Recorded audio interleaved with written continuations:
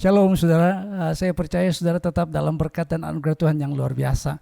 Saya mau cerita saudara, satu kali saya pernah menonton film yang sebenarnya videonya saya beli di sebuah toko buku yang namanya toko buku Gramedia. Film ini berjudul Candle in the Dark. Ini sebuah film yang menggambarkan kehidupan seorang misionaris yang bernama William Carey. Ini film yang sangat luar biasa menarik. Ketika saya mengajar di Seminari Bethel Petamburan, saya sering memutarkan film ini buat para mahasiswa saya. Karena film ini menggambarkan seorang hamba Tuhan yang Tuhan pakai luar biasa. Dia hidup pada akhir abad 18 dan mulai melayani di India pada awal abad 19. Saudara, hamba Tuhan ini luar biasa Tuhan pakai. Karena kenapa? Karena dia dipakai Tuhan dalam menerjemahkan Alkitab. Sehingga kurang lebih 300 juta orang India bisa baca dalam Alkitab bahasa mereka. Dan orang-orang India diberkati dengan pelayanannya, sekolah-sekolah didirikan, pusat pelayanan kesehatan didirikan, dan juga kalau saudara tahu yang namanya upacara sati, ini upacara yang dulunya orang India melakukan. Jadi kalau seorang istri ditinggal oleh suaminya dikremasi, dibakar jenazahnya, maka istri harus melakukan upacara yang namanya upacara sati. Ini adalah upacara di mana seorang istri harus menunjukkan kasihnya, cintanya kepada suami dengan cara dibakar hidup-hidup bersama dengan jenazah suaminya. Saya mau tanya ibu-ibu mau seperti ini? Pasti ibu-ibu akan berkata nehi. Saudara, ketika William Carey datang ke India, tantangannya luar biasa pada abad itu. Karena kenapa? Karena istrinya sempat mengalami gangguan kejiwaan, anaknya meninggal di sana. Tantangannya juga karena dia nggak mendapatkan dana. Ketika dia mau berangkat, pendetanya pernah berkata sama William Carey, kalau Tuhan mau menyelamatkan dunia ini, dia tidak akan memakai engkau.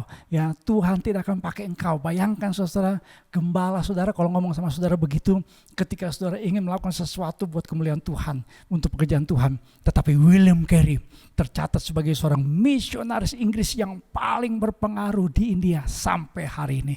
Kenapa saudara? Karena dia punya iman.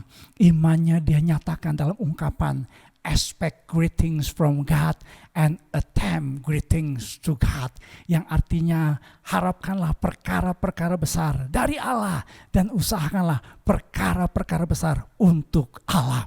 Saudara, saya ingat ketika Daud menghadapi Goliat, yang namanya Daud susah diragukan kemampuannya. Dalam 1 Samuel 17:33, Saul berkata begini kepada Daud, tidak mungkin kau dapat menghadapi orang Filistin itu untuk melawan dia, sebab engkau masih muda, sebab dia dari masa mudanya sudah menjadi prajurit.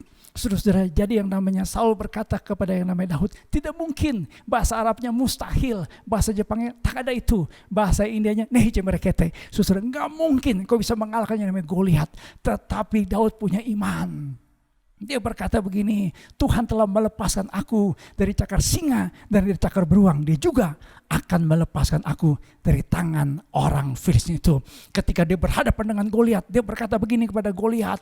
Goliat itu tingginya 6 hasta sejengkal. Daud dikatakan Alkitab masih kemerah-merahan, masih seorang remaja yang gak punya pengalaman berperang. Tetapi dia berkata, engkau mendatangi aku dengan pedang dan tombak dan leming, tetapi aku mendatangi engkau dengan nama Tuhan semesta alam, Allah segala barisan Israel yang kau tantang. Itu ungkapan Tuhan semesta alam, itu dari kata Ibrani yang artinya Tuhan panglima perang. Saudara-saudara, ketika kita menemukan ada yang namanya William Carey, kita baca di Alkitab ada yang namanya Daud menghadapi tantangan persoalan, tapi mereka menjadi orang-orang yang luar biasa. Pertolongan Tuhan, mujizat Tuhan, bahkan hidup mereka dipakai Tuhan. Kenapa? Karena mereka punya iman. Yang namanya Goliat berkata, yang namanya Daud berkata pada Goliat, yang namanya Goliat itu akan sama seperti singa dan beruang. Masalah yang besar jadi kecil, masalah kecil jadi tidak ada. Itu yang namanya imannya Daud. Saudara, dalam hidup kita, apakah pada saat ini kita percayakan perkara-perkara besar dari Allah? Apakah kita berharap perkara-perkara besar dari Allah? Atau kita sudah menjadi orang percaya yang 4L, letoi, lesu, loyo, lunglai. Saya harus akui situasi yang kita hadapi saat ini sangat berat. Di Indonesia 6,7 juta orang katanya di PHK. Bisnis kita saat ini saudara, pekerjaan kita, mungkin juga ekonomi kita mengalami goncangan. Tetapi kita harus punya iman saudara dan percaya bahwa bagi Allah tiada perkara yang mustahil. Saul berkata kepada Daud itu mustahil. Tapi Daud berkata dia datang atas nama Tuhan semesta alam. Harapkanlah perkara-perkara besar dari Allah dan usahakanlah perkara-perkara besar untuk Allah.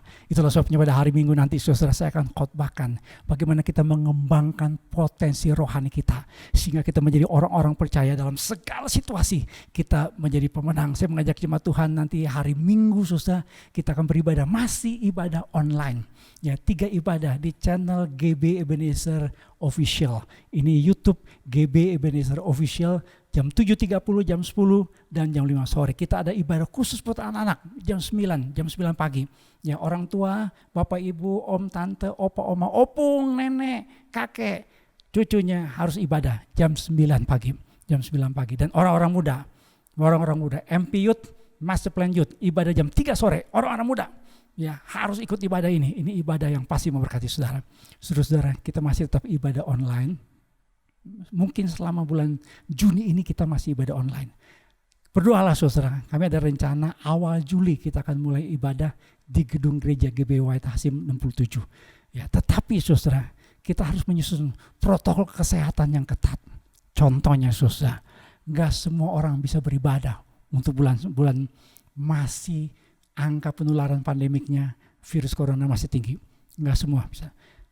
Saya baru mengikuti sebuah seminar, web seminar melalui Zoom. Bapak PDP Dr. Yunus Min, ini penatua kita, memberikan saya kesempatan untuk ikut seminar ini melalui Zoom, ya web seminar. Saya dengar pemaparan para dokter. Kita di GB ada namanya Persatuan Dokter Gereja Betel Indonesia. Pak Dr. Yunus Min itu ketuanya. Makanya saya bisa punya akses untuk ikut seminar ini. Saya dengar pemaparan. Kita belum selesai dengan virus corona. Bapak Ibu sekalian yang masih bekerja, saudara harus betul-betul tetap mengikuti protokol kesehatan. Sekarang mall udah dibuka. Bapak Ibu sekalian jangan sembarangan di mall. Ya, kalau nggak perlu banget udah nggak usah dah. Ya, makanya kita akan membuat satu protokol kesehatan. Kita akan membuat pengumuman khusus sebelum kita memulai. Bulan Juni ini kita masih tetap beribadah online. Sabar saudara. Karena nanti kita akan mengikuti protokol kesehatan yang ketat. Ya, saya berharap saudara semua juga tetap mengikuti protokol kesehatan yang pemerintah kita berikan buat kita. Misalnya, kita harus tetap jaga jarak, ya, sering cuci tangan, jangan lupa pakai masker. Ya, ini masker, saya punya masker macam-macam warnanya, saudara ya. Gitu, ini susah banget nih dibuka ya. Ini masker, ya. Kalau ibu-ibu boleh juga. Nah ini buat ibu-ibu, ya ini ada ini ya. Saya kayaknya nggak pakai masker begini. Bapak Ibu sekalian, tetaplah berdoa bagi Indonesia. Saya percaya Tuhan akan menolong kita. Tuhan berkati. Shalom.